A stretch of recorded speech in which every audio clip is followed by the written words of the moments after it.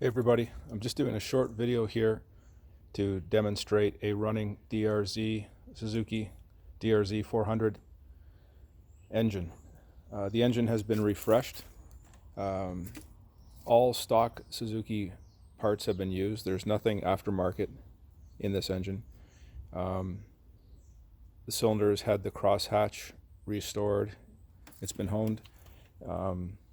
Everything's been checked out to be in spec. Piston, cams, etc. This engine's going for sale, and I'm not sure if you can see. I'm just going to read out the serial number. If you can, I'm not sure if you can see that in there. The last three digits are 7027 on the cases, and it looks like 0234 on the stock Suzuki cylinder. The engine's been reassembled, obviously, with new gaskets. It's got a single layer base gasket, so premium fuel only, and a stock head gasket.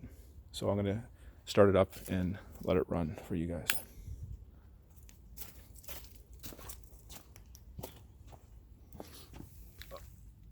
Also, you can see the booster pack is at 12.6. When the engine's running, it should be well over 13 volts, which would prove the magneto is charging properly.